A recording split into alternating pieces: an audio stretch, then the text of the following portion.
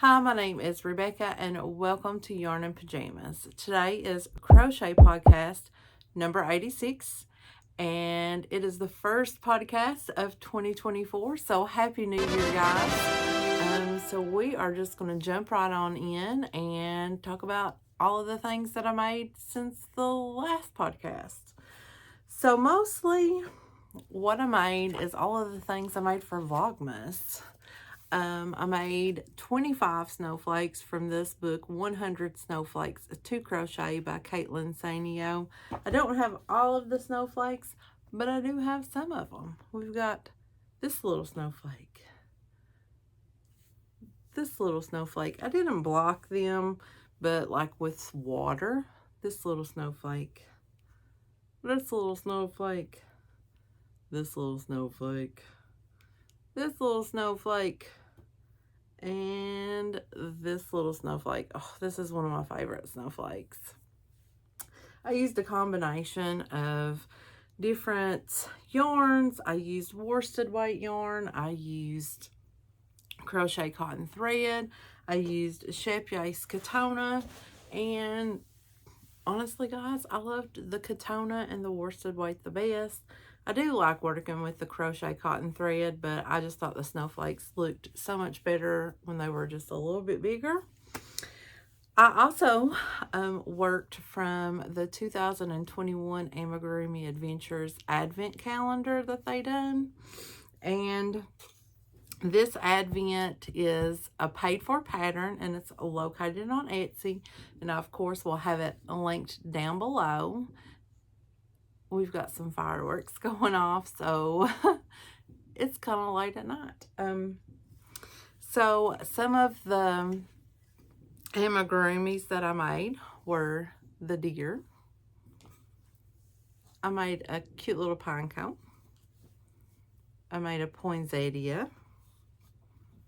I made this cute little snail. This sleepy little fox.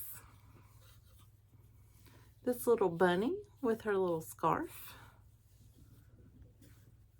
This cute little squirrel. I made some mistletoe.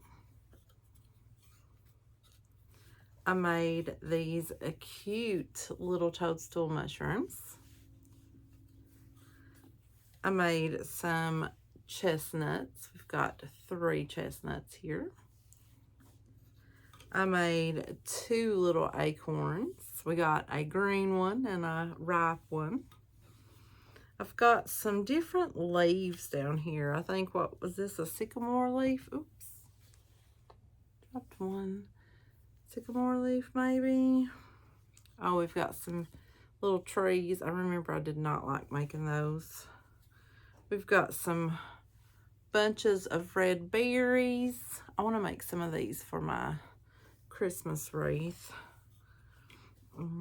This was some pine needles. I remember I didn't like doing that one either. We've got the cute little robin. We've got his little friend, Mr. Cardinal. We have a slice of wood. I really liked making this one. And we have an oak leaf.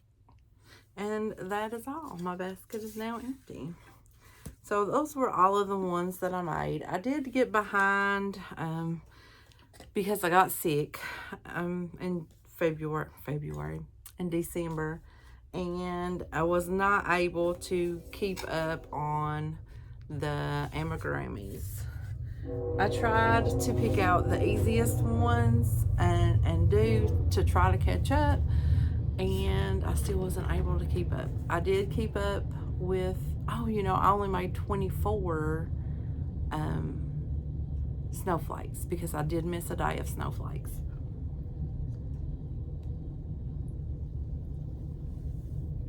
Sorry, guys, I'm a little thirsty tonight. So I did make, I believe I did miss at least one day of snowflakes. So, but I did pretty good, I think, of keeping, you know, caught up on my advents. Dang that sickness. But that is all of the stuff that I worked on in December, and it's the stuff since our last podcast. So upcoming, what am I working on? Well, I'm currently working on my winter wreath for my crochet hooked on wreaths collab with Lori at Lori Hooks. I am working on that. I also want to start working on a beehive wall hanging for my brother. He asked me to make one. I'm going to start working on that. And currently, that's all the plans that I have so far. That is it. What have you guys been working on? And what are your plans for the month of January? Like, what are you going to work on? I have been reading some books. I think I read 4 this past month. I'll let you guys know what they are if you want to know. The first one I read was called The September House by Carissa Orlando. And this book is about Margaret and Hal. They are an older couple. They have an adult daughter who is out living on her own. And they are able to purchase their dream home. They have been renters all of their married life. And on the market comes this Victorian house that they both love. And it's at an affordable price. So they decide to buy it and move in. And once they do, that's when all of the things start happening. And September is the worst month for the happenings. So it is a haunted house. And September is when the worst of the worst happens. So they are in the house for about 4 years. And some stuff happens that is more than the previous years. And I really enjoyed this book. I don't want to give too much of it away, but I enjoyed this book. It was a fun read. I just didn't want to put it down. I wanted to, continue. I listen to books now, but it's equivalent to reading. So it's still reading. I didn't want to stop reading it. I just wanted to continue reading it. It wasn't like, my reading pleasure is to read for fun. I like books that entertain me. I don't look for books that have like political views or that are going to teach me something. I like to be entertained when I read. So all of the books I read are for pure entertainment purposes. And this one was very, very entertaining to me. And it was fun. And the storyline just moved along. So if this sounds like something you're interested in, check it out from your library or from Libby. The next one that I read was My Darling Girl by Jennifer McMahon. I don't know really how to say her last name. But she is one of my must-read authors. Like no matter what she comes out with, I'm going to read because I genuinely love her writing style. And most of her books are like 5-star books for me. However, this was not one of those books. I gave it like a 3 stars on Goodreads. It was entertaining, but I could have done without reading it. It follows a lady named Allison. It is set at Christmas time, and I did read it at Christmas time, so I did like that aspect of it. And Allison is an adult. She's married. She has 2 kids. One's a teenager, one's like 6 or 7-ish. And she and her brother Ben have a severely troubled past with their mother. They both had a very traumatic childhood, and her mother kind of reappears in her life and is more constant in her life, and it starts bringing up some of these old wounds for Allison. And also, Allison starts to feel like there's a demonic presence surrounding her mother. That's all I'm going to say about the book. But, like I said, it was not one of my favorite Jennifer McMahon books. I am not a big fan of like demonic books anyways. I don't know if that was why or if it just didn't catch my interest. But don't let my opinion of this deter you. You should check it out for yourself. Go to your local library and check it out, or get on Libby and see about it. Okay, the next two books are part of a series that I'm absolutely in love with right now, and I just know I'm going to blow through them because they are so short and fun. It is the Wayward Children series, and the first book is called Every Heart a Doorway. The author is Shannon McGuire.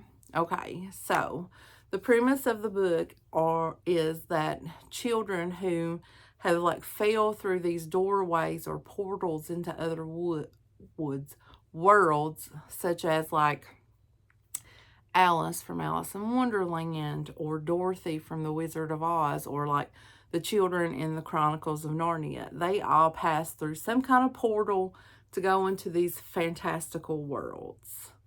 Well, Miss Eleanor West has a school for wayward children, and it's the children who have been to these fantastical worlds and who have came back to the real world.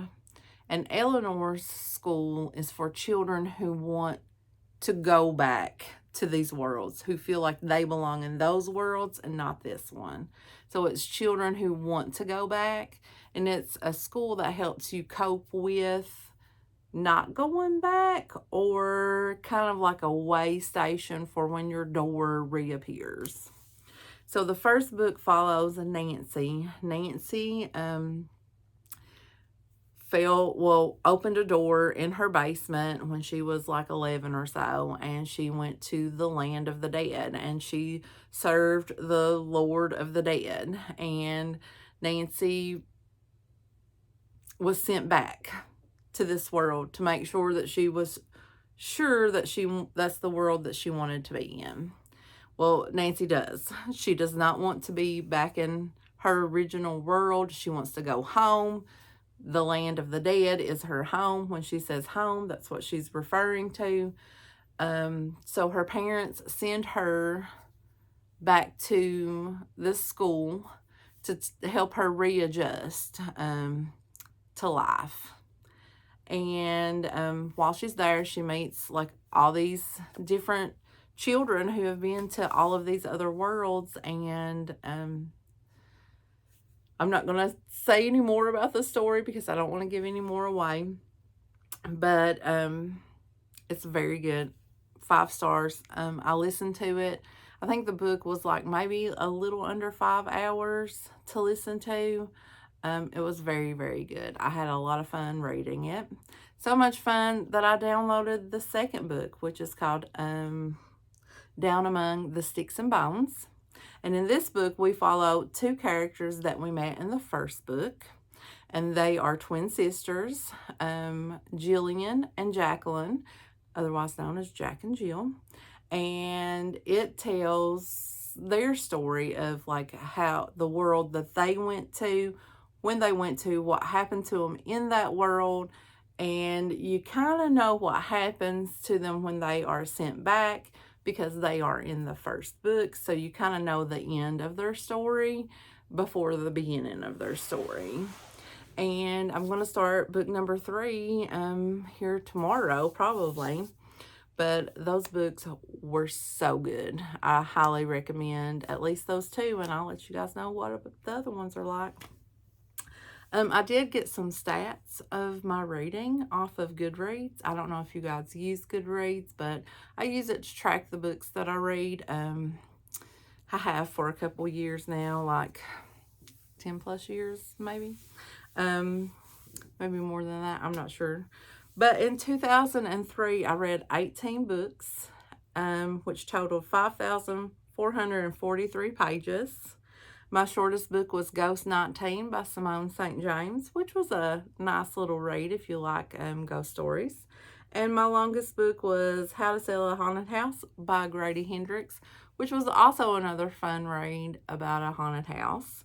I do love ghost stories, and I do love haunted house stories. Those are 2 of probably my favorites, besides true crime. I don't read a whole lot of true crime, but I watch a whole lot of true crime. Okay, guys, that is what I have been up to this December. I watched a few Christmas movies. I told you guys about those. I never did finish Candy Cane Lane. It's on my to-watch list. I still need to finish that. And that is about it. Let me know down below what you guys did for New Year's, if you did anything fun. Yeah, I sat here and hung out with you guys mostly, just making videos and popping them up on the internet. Yeah, let me know what you guys done. Let me know what you guys are going to do for January. What are you guys going to do in January? Like, what are you working on? Is anybody going to start getting ready for Christmas all over again? Like, do you guys start in January for your Christmas gifts and do some every little bit? Yeah, I don't do a whole lot of like Christmas giving, but I do a lot of birthday box and Halloween giving to children, like my children's in the family. So I think that maybe I might start early on some of that. Yeah. So let me know in the comments down below what you guys are going to be working on, and I'll let you go for this podcast, and I'll see you guys in the next video. Bye.